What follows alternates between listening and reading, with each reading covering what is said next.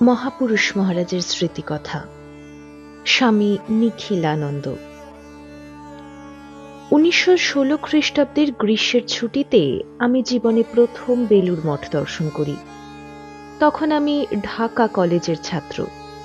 তার কিছুদিন পূর্বে শীতকালে শ্রীমৎ স্বামী ব্রহ্মানন্দ ও প্রেমানন্দ মহারাজ ঢাকায় এসেছিলেন। তাঁদের সঙ্গে স্বামী শঙ্করানন্দ, অম্বিকানন্দ, মাধবানন্দ প্রমুখ মঠের অনেক প্রবীণ সাধুও ঢাকা গিয়েছিলেন। আগ্নেশ ভিলা নামক একটি বাটিতে তাঁদের থাকবার ব্যবস্থা হয়েছিল। শ্রী রামকৃষ্ণ দেবের কোনো সাক্ষাৎ সন্তানের দর্শন লাভের সুযোগ সেই আমার জীবনে প্রথম ঘটে। আমার জীবনে সে একটি সন্ধিক্ষণ। আমি তখন বাংলার বিপ্লবী দলের একজন সদস্য। পূজনীয় রাজা মহারাজ এবং বাবুরাম মহারাজ উভয়েই আমাকে বৈপ্লবিক কার্যাদি ছেড়ে স্বামীজির নির্দিষ্টভাবে জীবন গঠন করতে উপদেশ দিয়েছিলেন। আমার পিতা শ্রী রামকৃষ্ণ দেবের অন্যতম গৃহী ভক্ত রামচন্দ্র দত্ত মহাশয়ের শিষ্য ছিলেন। সুতরাং সাধারণভাবে ছেলেবেলা থেকেই আমি শ্রী রামকৃষ্ণ দেবের জীবন সম্বন্ধে কিছু কিছু চিন্তা করতুম। আজও মনে পড়ে, সেবারই বাবুরাম মহারাজকে আমি বলেছিলুম যে আমি সংসার ত্যাগ করে রামকৃষ্ণ সংঘে যোগ দিতে চাই। আর তিনি বলেছিলেন, আগে বিএ পাশ করো, তারপর সে কথা ভাবা যাবে। তিনি আরো বলেছিলেন, সামনের গ্রীষ্মের ছুটিতে বেলুড় মঠে যেও। তার কথা আমি রক্ষা করেছিলুম এবং কয়েকটি দিন মঠে বাসও করেছিলুম।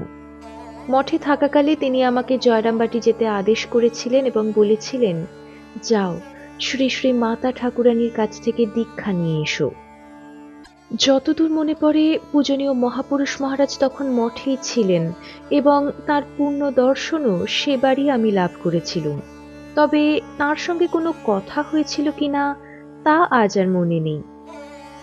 ছুটির পরে ঢাকা ফিরে এলাম এবং 1916 খ্রিস্টাব্দের অগস্ট মাসে বিপ্লবী দলের সঙ্গে যোগাযোগ রক্ষার অপরাধে আমাকে গ্রেপ্তার করা হলো। তারপর প্রায় 2 বৎসর সুন্দরবন অঞ্চলের কাকদ্বীপে আমি অন্তরীণ ছিলুম এবং 1918 সালে প্রথম মহাযুদ্ধের পর মুক্তি লাভ করি। মুক্তি লাভের পর আমি কলকাতায় আসি এবং অমৃতবাজার পত্রিকা অফিসে একটি চাকরি গ্রহণ করি। সে সময় প্রায় বেলুড় মঠে যেতুম। উদ্বোধনে মায়ের বাড়িতে এবং বলরাম মন্দিরেও গিয়েছি এবং তখন মহাপুরুষ মহারাজকেও নিশ্চয়ই দর্শন করেছি, কিন্তু তার সঙ্গে কোনো বিশেষ কথাবার্তা হয়েছিল কিনা তা এখন আর মনে পড়ে না। অন্তরীণ অবস্থা থেকে মুক্তি পাবার পর আমি বঙ্গীয় প্রাদেশিক কংগ্রেস কমিটির একজন সক্রিয় সদস্য হই এবং 1920 সালের ডিসেম্বরে নাগপুর কংগ্রেসে যোগদান করি। মনে আছে, নাগপুর থেকে ফিরবার পথে কাশীধামে নেমেছিলুম স্বামী তুরীয়ানন্দজিকে প্রণাম করার জন্য। পরিচয়ের পর তুরীয়ানন্দ স্বামী আমাকে কংগ্রেস সম্বন্ধে অনেক কথা জিজ্ঞাসা করেছিলেন এবং কংগ্রেসের যে মূল উদ্দেশ্য, সে উদ্দেশ্যটির সাধনকল্পে আমাকে কাজ করে যেতে বলেছিলেন। সে সময় মহাত্মা গান্ধী এবং তাঁর অসহযোগ আন্দোলনের দিকে তুরীয়ানন্দ স্বামীর বিশেষ দৃষ্টি ছিল। কথা প্রসঙ্গে তিনি আমায় বলেছিলেন, আমি যেন ভারতের স্বাধীনতা আন্দোলনে পূর্ণভাবে আত্মনিয়োগ করি। আর কতকটা অকস্মাৎ এবং অপ্রত্যাশিতভাবে এ কথাও বলেছিলেন যে যদি তিনি তপস্যা দ্বারা কোনো আত্মিক শক্তি অর্জন করে থাকেন, তবে সে শক্তি তিনি আমাকে ওই কাজের জন্য দান করলেন। তার প্রধান সেবক ওই কথা শুনেছিলেন এবং পরে আমাকে বলেছিলেন, ওই ধরনের আশীর্বাদ স্বামী তুরীয়ানন্দের মতো সিদ্ধ মহাপুরুষের কাছ থেকে আর কেউ কখনো লাভ করেছে বলে আমি শুনিনি। কিন্তু 2 বৎসরকাল রাজনীতিক নেতৃবর্গের সংস্পর্শে থেকে ধীরে ধীরে আমার যেন মোহভঙ্গ হয়েছিল। আমি তাদের আন্তরিকতা সম্পর্কে ক্রমশ সন্দিহান হয়ে উঠেছিলুম। আমি দেখছিলুম যে তাদের অধিকাংশই নাম ও প্রতিপত্তির আশায় ঘুরছেন, দেশের জন্য কোনো ত্যাগ স্বীকার করতে তাঁরা বাস্তবিক রাজি নন। ফলে আমি মনে মনে এই সংকল্প করেছিলুম যে কিছুদিনের জন্য রাজনীতি থেকে অবসর নিয়ে নিজের ভবিষ্যৎ সম্বন্ধে নূতন করে চিন্তা করব এবং সেজন্য মায়াবতী অদ্বৈত আশ্রমের নির্জন পরিবেশে কিছুদিন বাস করে আসব। স্বামী মাধবানন্দ তখন মায়াবতী আশ্রমের প্রেসিডেন্ট ছিলেন, সুতরাং তার অনুমতি চাইলুম। তিনিও অনুগ্রহ করে অনুমতি দিলেন, আর সে সঙ্গে কাশী থেকে রওনা হবার একটা তারিখও ঠিক করে দিলেন। সে তারিখের প্রায় 1 মাস পূর্বেই অবশ্য আমি কাশী পৌঁছলাম। কাশীতে সেবার যদিও আমি আমার মায়ের সঙ্গে একটি ভিন্ন বাড়িতে ছিলুম, তবু প্রত্যহই অদ্বৈত আশ্রমে ও সেবাশ্রমে যেতুম। স্বামী ব্রহ্মানন্দজি তখন অদ্বৈত আশ্রমে ছিলেন। প্রতিদিন শেষ রাত্রে আশ্রমের সাধুদের নিয়ে তিনি ধ্যানে বসতেন। আমার অশেষ সৌভাগ্যবশে সে ধ্যান চক্রে আমিও যোগ দিতুম। কখনো কখনো তিনি নানা ধর্ম প্রসঙ্গও করতেন। একদিন বলেছিলেন মন্ত্রের অলৌকিক শক্তির কথা। বলেছিলেন যে শ্রীরামকৃষ্ণদেব সশরীরে থাকতে তাকে একটি মন্ত্র শিখিয়েছিলেন। মন্ত্রটি জপ করলে যে কোনো ব্যক্তিকে অপ্রত্যাশিতভাবে নিজের সান্নিধ্যে আকর্ষণ করে নিয়ে আসা যায়। তারপর বহু বৎসর গিয়েছে। মহারাজ তখন বেলুড় মঠে। হঠাৎ একদিন তিনি শুনতে পেলেন যে একজন বিশিষ্ট রাজন্য কলকাতায় এসেছেন। তিনি কোনো কারণেই বেলুড় মঠে আসবেন এমন সম্ভাবনা ছিল না। সেজন্য হঠাৎ স্বামী ব্রহ্মানন্দজির মনে হয়েছিল যে ওই রাজন্য পুরুষের উপর মন্ত্রটি প্রয়োগ করে তার ফল দেখতে হবে। ফলে দেখা গেল যে মন্ত্র প্রয়োগের অল্প কয়েকদিন পরেই ওই মহারাজা তাঁর প্রাইভেট সেক্রেটারিকে মঠে পাঠিয়েছেন এই সংবাদটি জানাবার জন্য যে মহারাজা নিজে একবার মঠে আসতে চান এবং কখন এলে সুবিধা হবে সেটি যেন তাকে জানানো হয়। পূজনীয় স্বামী ব্রহ্মানন্দজি মন্ত্রটির শক্তি পরীক্ষায় প্রসন্ন হয়েছিলেন, কিন্তু পর মুহূর্তেই তার মনে হয়েছিল যে ঠাকুর তাকে ওই মন্ত্র অযথা প্রয়োগ করতে নিষেধ করে গেছেন, সুতরাং মন্ত্রটি প্রয়োগ করা বোধহয় ঠিক হলো না। 1921 সালে আমি মায়াবতী যাই। এ সময়েই স্বামী মাধবানন্দ শ্রীরামকৃষ্ণদেবের একখানি ইংরাজি জীবনচরিত রচনা করতে আমাকে আদেশ করেছিলেন। ওই গ্রন্থ রচনা করতে করতেই আমি রামকৃষ্ণ মিশনে যোগ দেবার সিদ্ধান্ত গ্রহণ করি। পুস্তকখানির পাণ্ডুলিপি 1923 সালের শরৎকালেই শেষ হয়েছিল। এরপর স্বামী মাধবানন্দের অনুরোধে আমি মঠে আসি স্বামী শারদানন্দ এবং মহাপুরুষ মহারাজের নিকট থেকে গ্রন্থখানির জন্য অতিরিক্ত কিছু তথ্য সংগ্রহ করার উদ্দেশ্য নিয়ে। তারপর স্বামীজির জন্মতিথির পুণ্যদিনে পূজ্যপাদ মহাপুরুষজি আমাকে ব্রহ্মচর্য দীক্ষাদানে ধন্য করেছিলেন। মঠের সঙ্গে আমার সংযোগ দীর্ঘদিনের ছিল না, সেজন্য স্বামী শুদ্ধানন্দ আমার ব্রহ্মচর্য দীক্ষা সম্পর্কে আপত্তি উত্থাপন করেছিলেন। কিন্তু তৎসত্ত্বেও মহাপুরুষ মহারাজ আমাকে ব্রহ্মচর্য দীক্ষা দান করেন। এর কিছুদিন পর আবার আমি কাশী চলে যাই। মহাপুরুষ মহারাজ তখন কাশী অদ্বৈত আশ্রমে ছিলেন, সুতরাং প্রকৃত প্রস্তাবে ওই সময়েই তাঁর পূত সঙ্গ লাভ করার সুযোগ আমার জীবনে প্রথম এসেছিল। একদিন তাকে আমি জিজ্ঞাসা করেছিলুম শ্রী রামকৃষ্ণদেব তাকে কিভাবে দীক্ষা দান করেছিলেন। তিনি বলেছিলেন, ঠাকুর আমার জিহ্বায় কিছু লিখে দিয়েছিলেন। আরও জিজ্ঞেস করেছিলুম ঠাকুরের দেহত্যাগের পূর্বেকার ঘটনা সম্পর্কে, কেন স্বামীজি বুদ্ধগয়ায় বোধিবৃক্ষের নিচে ধ্যান করবার সময় সহসা তাকে আলিঙ্গন করেছিলেন। মহাপুরুষ মহারাজ বলেছিলেন, দেখো, স্বামীজি সেদিন গভীর ধ্যানে ডুবে গিয়েছিলেন। ভারতবর্ষের অতীত গৌরব তাকে যেন প্রচণ্ডভাবে সেদিন আলোড়িত করেছিল। ভাবাবেগ রোধ করতে না পেরেই বোধহয় তিনি আমাকে জড়িয়ে ধরেছিলেন। আমি বললাম, কিন্তু আমরা শুনেছি আপনার মধ্যে বুদ্ধদেবের বিশেষ প্রকাশ প্রত্যক্ষ করেই তিনি আপনাকে আলিঙ্গন করেছিলেন।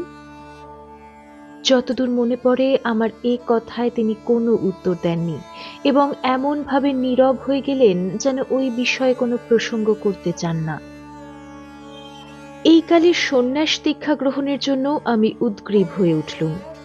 স্বামী শুদ্ধানন্দ মঠের নিয়মাবলী যথাযথভাবে অনুসরণ করতে চাইতেন, সুতরাং তিনি মহাপুরুষ মহারাজের কাছে আমার সন্ন্যাস গ্রহণ সম্পর্কে প্রথম আপত্তি উত্থাপন করলেন। কিন্তু মহাপুরুষজি এই বলে সে আপত্তি এককালে বাতিল করে দিলেন যে আমি মায়াবতীতে থাকি, অতএব আমার ব্যাপারটি স্বতন্ত্র। তার অপার করুণায় সেদিন আমি যেন অভিভূত হয়ে গিয়েছিলুম। বস্তুত তিনি এক স্বতন্ত্র দৃষ্টিকোণ থেকে বিষয়টি বিচার করেছিলেন। যুক্তির চাইতে ভাবের মূল্যই তার কাছে বেশি ছিল। এ প্রসঙ্গে অনেক পরের একটি ঘটনাও বিবৃত করছি। ঘটনাটি বেলুর মঠে সংঘটিত হয়েছিল। একদিন মঠের একজন বিশিষ্ট সাধু মিশনের একটি ছোট কেন্দ্রের ভারপ্রাপ্ত জনৈক সন্ন্যাসীর তীব্র সমালোচনা করেন এবং তার বিরুদ্ধে শাস্তিমূলক ব্যবস্থা গ্রহণের জন্য মহাপুরুষটিকে অনুরোধ জানান। বেশ কিছুক্ষণ ধরে তিনি তার বক্তব্য নিবেদন করলেন। মহাপুরুষ মহারাজ স্থিরভাবে সব কথা শুনলেন। তারপর ধীরে ধীরে প্রশ্ন করলেন, ওই সন্ন্যাসীটির কি কোনো গুণ নেই? সেই সম্বন্ধে তার পক্ষে অবশ্য দু একটি কথা উল্লিখিত হল। তাতেই মহাপুরুষ মহারাজের মুখখানা প্রসন্ন হয়ে উঠল। তিনি বললেন, তাহলেই যথেষ্ট, সে ক্ষমা লাভের যোগ্য অধিকারী। পূজনীয় মহাপুরুষ মহারাজ, শরৎ মহারাজ প্রভৃতিকে দেখে কত সময়ই না আমার একথা মনে হয়েছে যে এরা অসংখ্য দোষ ত্রুটি সত্ত্বেও সংঘের সবাইকে, সকল সন্ন্যাসীকেই সংঘের মধ্যে ধরে রাখবার জন্য কত আগ্রহান্বিত। সে যাই হোক, আমি মহাপুরুষ মহারাজের কাছ থেকে সন্ন্যাস গ্রহণের অনুমতি পেয়ে অত্যন্ত আনন্দিত হলুম। কিন্তু এরই মধ্যে আরেকটি কথা আমার মাথায় এলো। আমার ইচ্ছা হলো শ্রী রামকৃষ্ণের জন্মতিথিতে পূজনীয় শরৎ মহারাজের কাছে সন্ন্যাস ব্রত গ্রহণ করব।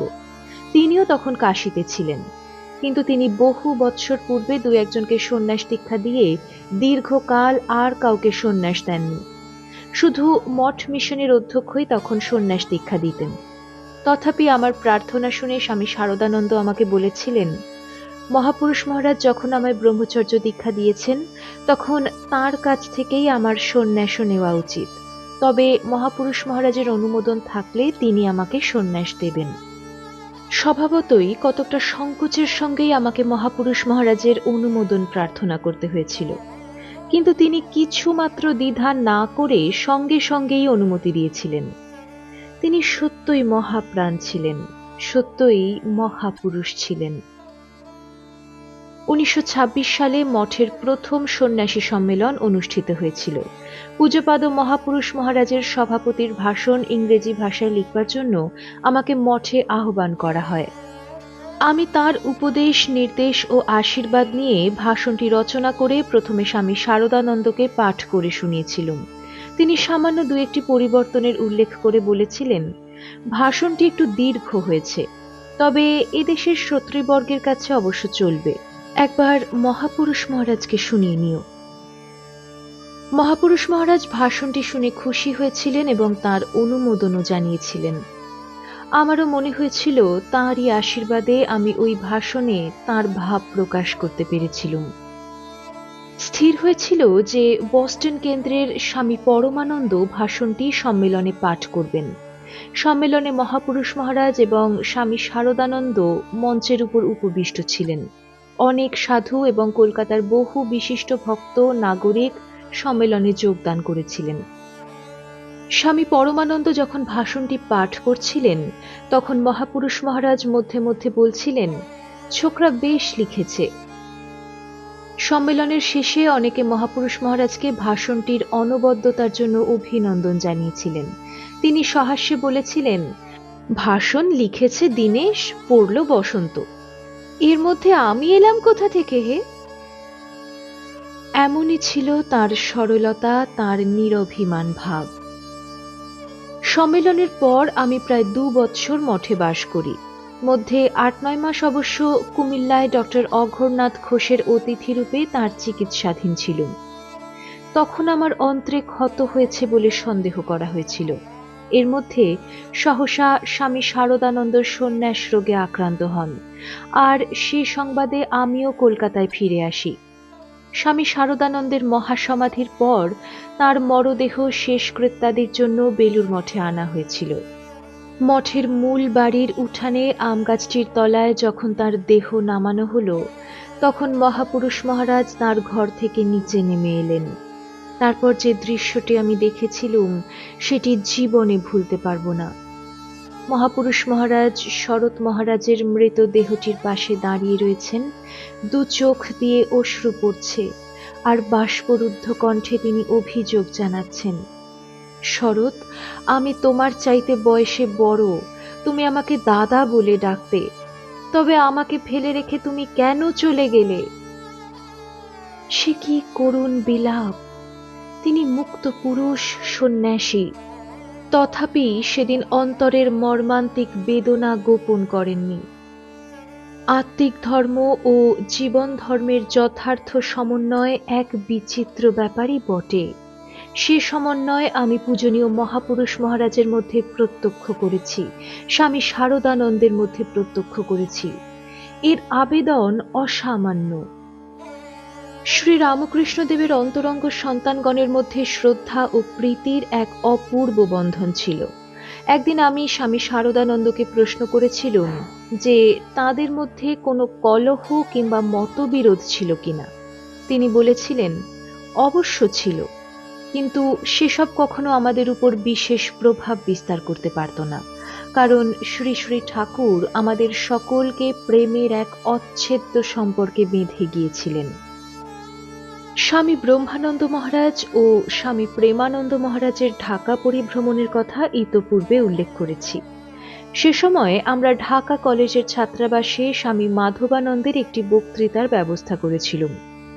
স্বামী প্রেমানন্দজিও সে সভায় কিছু বলতে সম্মত হয়েছিলেন। আমি তাকে সভায় নিয়ে যাবার জন্য অ্যাগনেসভিলাতে গিয়েছিলাম। স্বামী প্রেমানন্দ তখন পূজনীয় ব্রহ্মানন্দ মহারাজের অনুমতি নেবার জন্য তাঁর কাছে গেলেন। আমিও সঙ্গে গেলুম। মহারাজ বারান্দায় পায়চারি করছিলেন। মহারাজের পাদ স্পর্শ করে স্বামী প্রেমানন্দ বাষ্পরুদ্ধ কণ্ঠে তাঁর আশীর্বাদ প্রার্থনা করতে লাগলেন। মহারাজ অত্যন্ত বিব্রত হয়ে পিছিয়ে গেলেন আর পুনঃ পুনঃ বলতে লাগলেন, বাবুরামদা, এ কি করছো? ঠাকুরের কৃপায় সব ঠিক হয়ে যাবে, কেন তুমি ভাবছ? কিন্তু বাবুরাম মহারাজ কোনো নিষেধে কর্ণপাত করলেন না। পুনঃ পুনঃ মহারাজকে প্রণাম করে তাঁর আশীর্বাদ ভিক্ষা করলেন। আহা, ঠাকুরের সন্তানদের পরস্পরের মধ্যে কি শ্রদ্ধা ও প্রীতি না ছিল! আর একবার আমি তখন উদ্বোধনে ছিলুম। সে সময়ে স্বামী অভেদানন্দের জন্মদিনে কিছু ফল, মিষ্টি এবং একখানা নূতন কাপড় নিয়ে স্বামী শারদানন্দ তাকে দেখতে গিয়েছিলেন। আমাকে তিনি সঙ্গে নিয়েছিলেন। স্বামী অভেদানন্দ সে সময় কলকাতায় একটি স্বতন্ত্র প্রতিষ্ঠান গড়ে তুলেছেন। মঠের সাধুগণ ক্বচিৎ কখনো তাকে দর্শন করতে যেতেন, কিন্তু স্বামী শারদানন্দের মহাপ্রাণতা ছিল অসাধারণ। তিনি খুবই আন্তরিকতার সঙ্গে স্বামী অভেদানন্দকে সাদর অভিনন্দন জানিয়েছিলেন। পরস্পরের প্রতি তাদের স্নেহ ও প্রীতি আমাকে গভীরভাবে অনুপ্রাণিত করেছিল। স্বামী শারদানন্দের দেহত্যাগের পর থেকেই মহাপুরুষ মহারাজের মধ্যে একটি বিশেষ পরিবর্তন এসেছিল। আগে মহাপুরুষ মহারাজ একজন গম্ভীর প্রকৃতির সাধু বলে সকলের কাছে পরিচিত ছিলেন। মঠের সাধুরা অনেকেও যথাসম্ভব তাকে এড়িয়ে চলত, কিন্তু তখন থেকে তিনি অত্যন্ত স্নেহপ্রবণ হয়ে উঠলেন এবং সকলের সঙ্গেই তাঁর সম্বন্ধ অনেকটা জননীর মতো কিংবা পিতামহীর মতো হয়ে উঠল।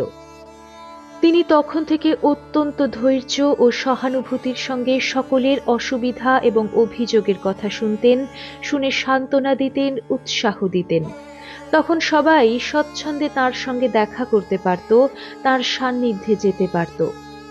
আমার মনে হয়েছিল যে স্বামী শারদানন্দের দেহত্যাগের সঙ্গে সঙ্গে মহাপুরুষ মহারাজ যেন মঠ মিশনের প্রতি অধিকতর দায়িত্ব ও মমত্ববোধে উদ্বুদ্ধ হয়ে উঠেছিলেন। আর তখন থেকে প্রায় সর্বদাই তিনি যেন সকলের গুণটুকুই শুধু খুব বড় করে প্রকাশ করতে চাইতেন, আর দোষ ত্রুটি যা কিছু সব মুছে দিতে প্রয়াসী হতেন। বেলুর মঠের তখনকার দিনে এটা অনেকেই লক্ষ্য করেছেন, কিভাবে মহাপুরুষ মহারাজ মঠস্থ প্রত্যেকের আনন্দ এবং সুখ সুবিধার জন্য ব্যস্ত হতেন, যত্ন নিতেন। তিনি কারো অসুখ বিসুখ হলে তার ঔষধ ও পথ্যের পয়সা জোগাতেন, এমনকি ফুটবল ম্যাচ দেখবার জন্য কাউকে কাউকে টাকা দিয়েছেন, এমন দৃষ্টান্ত আছে। ওই সময়ে আমি একবার পেটের গোলমালে খুব কষ্ট পাচ্ছিলাম, সেজন্য ডিম ও দুধ খাওয়ার ব্যবস্থা দিয়েছিলেন ডাক্তার, কিন্তু আমার কাছে নিজস্ব কোনো টাকা কড়ি ছিল না। মঠের পক্ষেও এসবের জন্য টাকা দেওয়া সম্ভব ছিল না। কাজেই আমি ডিম অথবা দুধ খেতে পারিনি। একদিন মহাপুরুষ মহারাজ আমাকে জিজ্ঞেস করেছিলেন আমি ডাক্তারের ব্যবস্থা মতো ঔষধপত্র নিচ্ছি কিনা। আমি খানিকটা ইতস্তত করে বলেছিলুম যে আমার হাতে কোনো টাকা কড়ি নাই, কাজেই ডাক্তারের ব্যবস্থা মতো খাদ্য সংগ্রহ করা আমার পক্ষে সম্ভব নয়।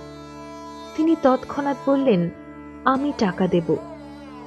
কিন্তু আমি বলেছিলুম, তা যেন দিলেন, কিন্তু পরে আপনি যখন থাকবেন না কিংবা আমি যখন অন্য কোনো কেন্দ্রে চলে যাব তখন টাকা পাবো কোথায়? কাজেই ডিম অথবা দুধের অভ্যাস না করাই ভালো। তখন তিনি অত্যন্ত জোরের সঙ্গে বলেছিলেন, যতদিন বেঁচে থাকবে ততদিনই এসব সংগ্রহের ক্ষমতা তোমার থাকবে, কোনো চিন্তা নেই। তার কথা আমার জীবনে আক্ষরিকভাবে সত্য হয়েছিল। আর একদিনের কথা, আমি তখন মঠের দক্ষিণাংশে গেস্ট হাউসে থাকি। বর্ষাকাল, রাত্রিতে খাওয়া দাওয়ার পর আমরা গেস্ট হাউসে শুতে যেতুম। স্বভাবতই ওদিকটা তখন অন্ধকার থাকত। মহাপুরুষ মহারাজ সেটি লক্ষ্য করে আমাকে একদিন জিজ্ঞেস করেছিলেন আমাদের কোনো টর্চ আছে কিনা। টর্চ আমাদের ছিল না, অথচ অন্ধকারে সাপের ভয় ছিল। তিনি তৎক্ষণাৎ একটি টর্চ কিনবার জন্য টাকা দিলেন, যাতে অন্ধকারে আমাদের অসুবিধা না হয়।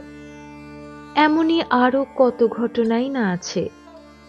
মনে পড়ে একদিন আমার একজন বন্ধুকে মহাপুরুষ মহারাজের কাছে নিয়ে গিয়েছিলুম তাকে প্রণাম করাবার উদ্দেশ্য নিয়ে।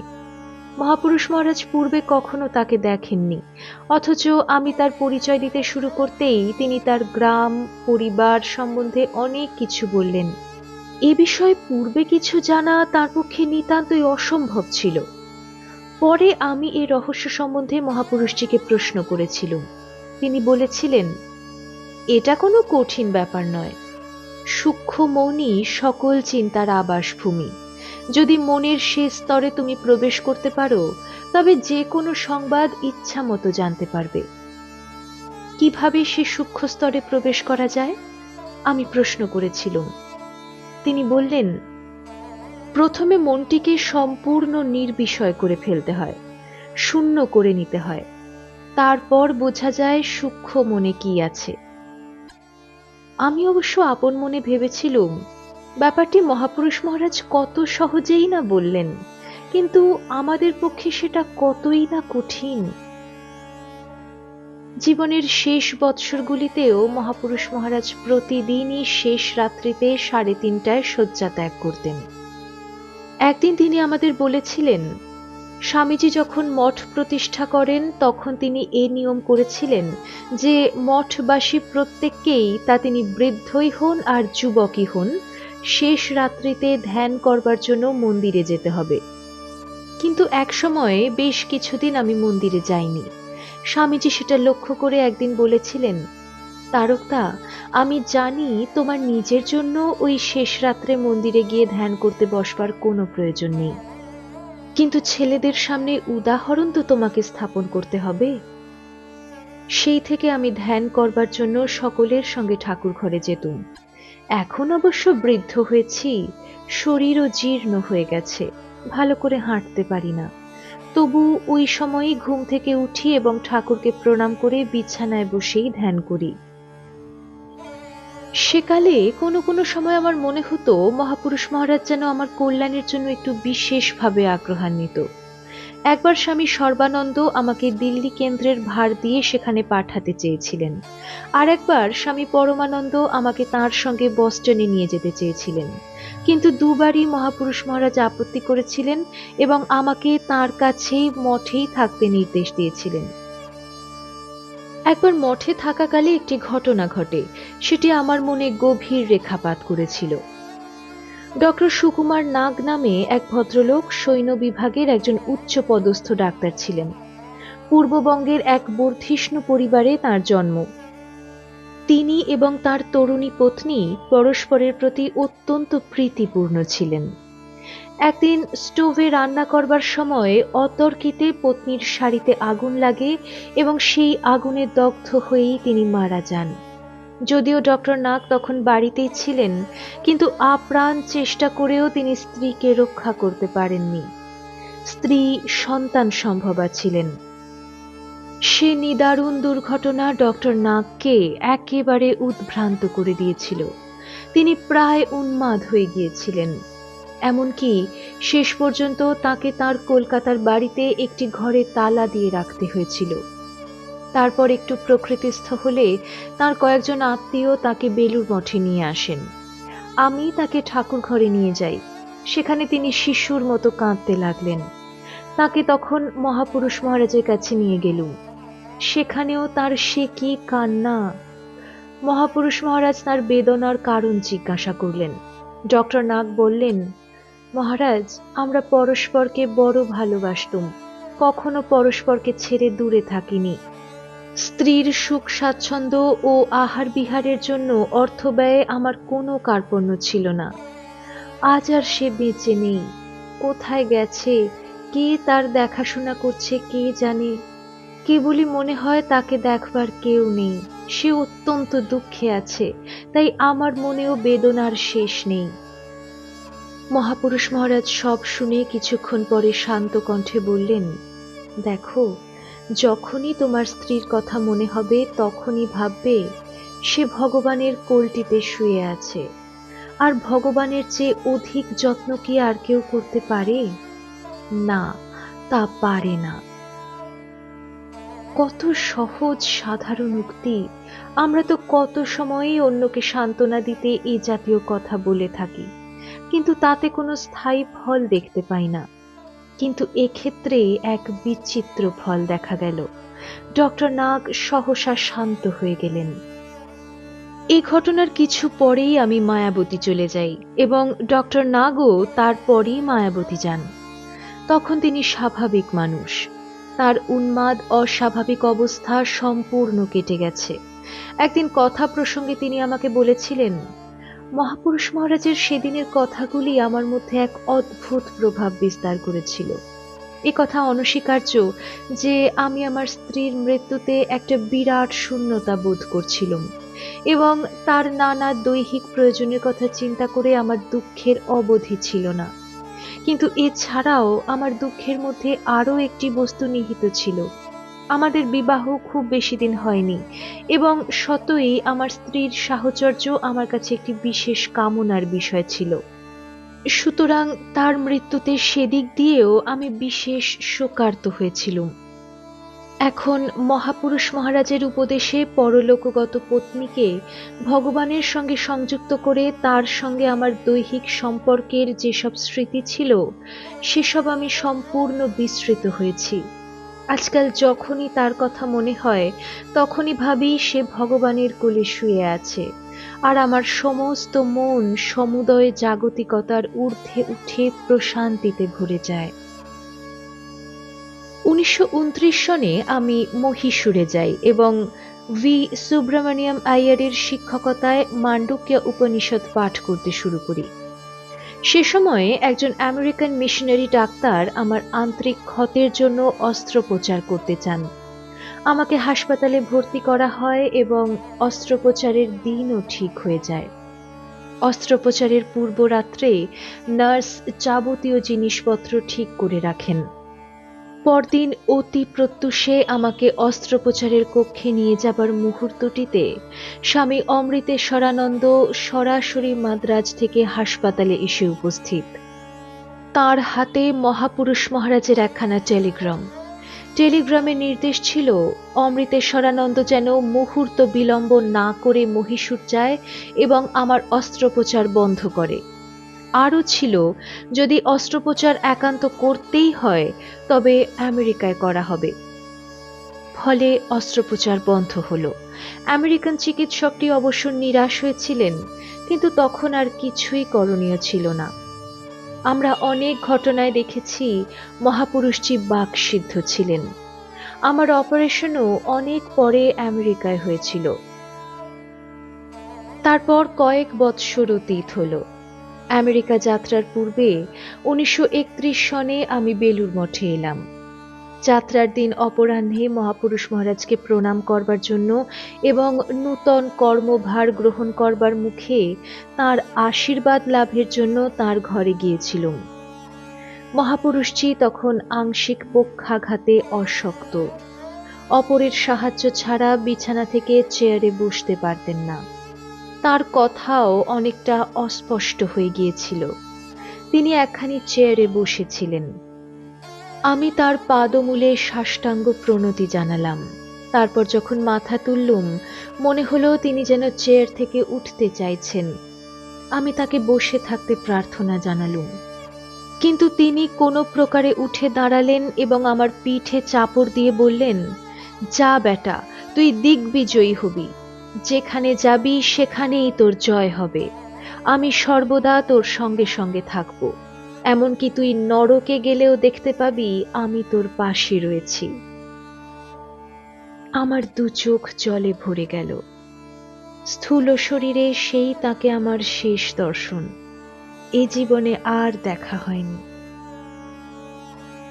আজ কতকাল পরে যখনই শুভানুধ্যায়ী বন্ধুজনের মুখে কোনো প্রশংসা বা অভিনন্দন লাভ করি, তখনই আমি মনে মনে ভাবি, এরা জানে না আমার কর্মের যে সাফল্য তার শক্তি উৎস কোথায়। বস্তুত তাঁর জীবিতকালে তিনি আমাকে যে আশীর্বাদ করেছিলেন, আমার সাফল্যের দিনগুলিতে সেই আশীর্বাদই আমাকে সংযত থাকতে সাহায্য করেছে। আবার দুঃখ নিরাশার দিনেও সেই আশীর্বাদই আমার মধ্যে শক্তি জুগিয়েছে, অনুপ্রেরণা জুগিয়েছে। আজও প্রায় সর্বক্ষণই আমার মনে হয় তিনি যেন আমার পার্শ্বেই দাঁড়িয়ে রয়েছেন। তার গভীর আধ্যাত্মিকতার পরিমাপ করা আমার পক্ষে সম্ভব নয়। আধ্যাত্মিক অনুভূতি থেকে যখন তিনি কোনো কথা বলতেন, তখন সেসব কথার অর্থও আমি যথাযথ ধরতে পারতুম না।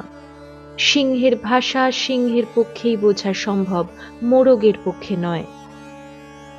তাকে কখনো কোনো আধ্যাত্মিক বা দার্শনিক প্রশ্ন জিজ্ঞাসা করেছি বলেও মনে পড়ে না। তিনি নিজে পণ্ডিত বা দার্শনিক বলে কখনো দাবি করতেন না। ভক্তদের তিনি যা বলতেন বা যেসব নির্দেশ ও উপদেশ দিতেন, সবই স্বকীয় উপলব্ধি প্রসূত। তার ভাষা ছিল সরল ও সহজ, আর তার অখণ্ড বিশ্বাস এই ছিল যে তিনি শ্রীরামকৃষ্ণদেবের হাতের যন্ত্রমাত্র।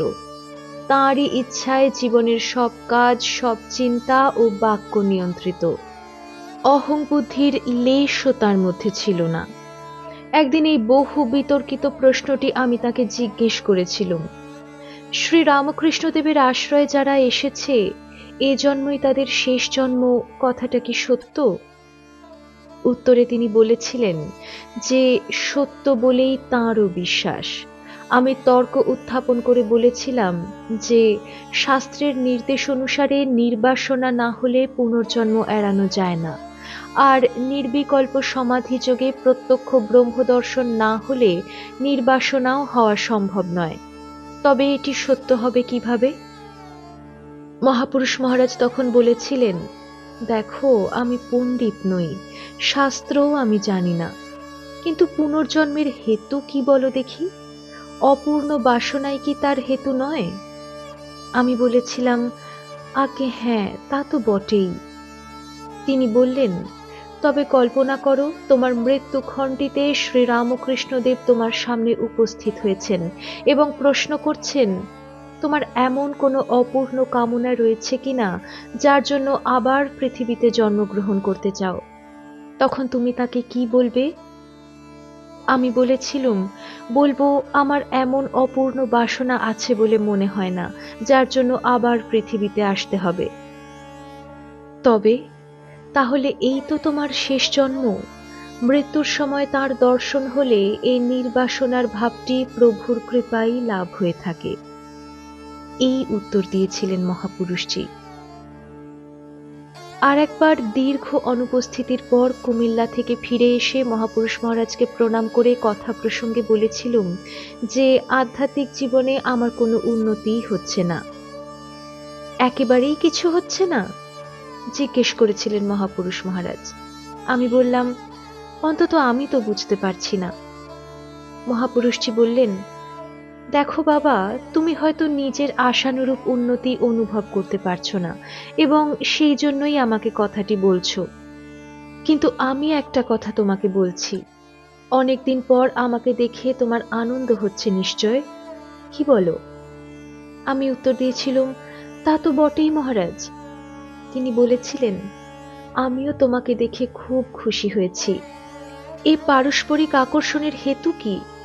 তোমার আমার মধ্যে তো কোনো জাগতিক সম্বন্ধ নেই। তুমি আমাকে দেখে আনন্দিত হচ্ছ কারণ তুমি ভগবানকে ভালোবাসো। আমিও খুশি হয়েছি কারণ আমিও ভগবানকে ভালোবাসি। এই ভগবৎ প্রেম আমাদের উভয়কে এক অপার্থিব বন্ধনে আবদ্ধ করেছে। এর জন্যই আমরা পরস্পরকে দেখে খুশি হই, আনন্দ লাভ করি। তুমি যখন এখানে ছিলে না, তখন তোমার অভাব আমি বোধ করতাম। তুমিও নিশ্চয় আমার অভাব বোধ করতে। এ অপার্থিব ভগবৎ প্রেমই আধ্যাত্মিক উন্নতির অব্যর্থ প্রমাণ। আর প্রমাণের প্রয়োজন কি?